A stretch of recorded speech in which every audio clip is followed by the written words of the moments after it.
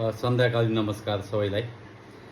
विशेष गरी केही सूचनाहरू पस्किने क्रममा एउटा विषयवस्तु केही साथीहरूले जिज्ञासा पनि गर्नुभयो र मलाई पनि पस्कने केही रहर लाग्यो। धेरै साथीहरूले मैले सिटिभिटीसँग कन्सर्न भएको कारणले धेरै साथीहरूले चाहिँ भन्नुभयो यो चाहिँ फार्मेसी, ल्याब, रेडियो पढेर पनि एमबिबिएस पढ्न पाइन्छ र अथवा बिएससी नर्सिङ गर्न पाइन्छ र भनेर चाहिँ धेरै साथीहरूले चाहिँ जिज्ञासा राख्नुभयो।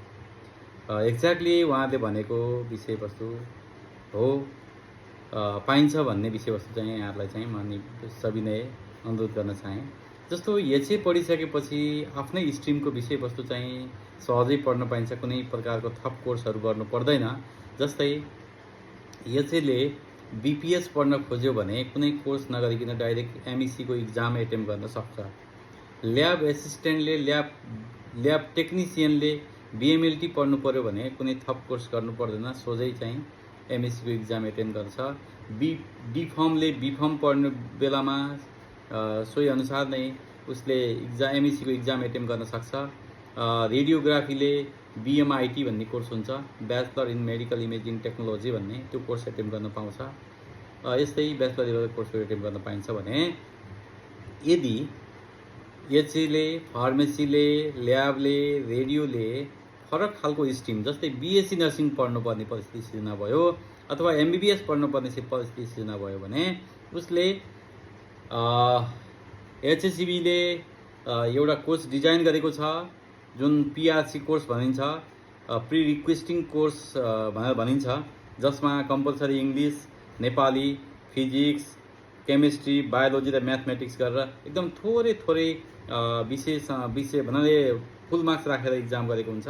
इङ्ग्लिस र नेपाली, इङ्ग्लिसलाई 80 मार्क्सको इक्जाम हुन्छ, नेपालीको 20 मार्क्सको मात्रै इक्जाम हुन्छ। त्यस्तै फिजिक्सको 35 को, केमिस्ट्रीको 35 को, बायोलोजीको 35 को र म्याथको 50 को गरेर यसरी इक्जाम दिनुपर्छ। त्यो भनेको एचएले अथवा बेसिक साइन्स जतिले पढ्नु भएको छ त्यो बेसिक साइन्स पढ्दाखेरि जुन कोर्सहरू कम्प्लिट भएको हुन्न, करिकुलममा कम्प्लिट त्यसले करिकुलम कभर गरेको हुन्न, त्यो मात्रै थप कोर्स गर्ने हो। यति कोर्समा चाहिँ इक्जाम दिइसकेपछि प्राप्त गरेको मार्क्स एचएससिबीबाट प्राप्त गरेको मार्क्स र चाहिँ टेक्निकलतिरबाट प्राप्त गरेको मार्क्सलाई जोडेर 50% कट्यो भने हामीले तपाईँको बिएससी नर्सिङ, त्यसपछि बिएमएलटी अरू फरक धारको पनि हामीले कोर्सहरू एटेम्प गर्न सक्छौँ, एमबिबिएस पनि एटेम्प गर्न सक्छौँ। त्यही भएर म सबै एउटा यो जानकारीमूलक भिडियो तपाईँहरू सामु प्रस्तुत गर्न खोजेँ। म आफै पनि यो कोर्स मैले हेल्थ एसिस्टेन्ट पढिसकेपछि डक्टर पढ्ने बेलामा पढ्नुभन्दा अगाडि नै मैले यो कोर्स चाहिँ गरेका थिएँ।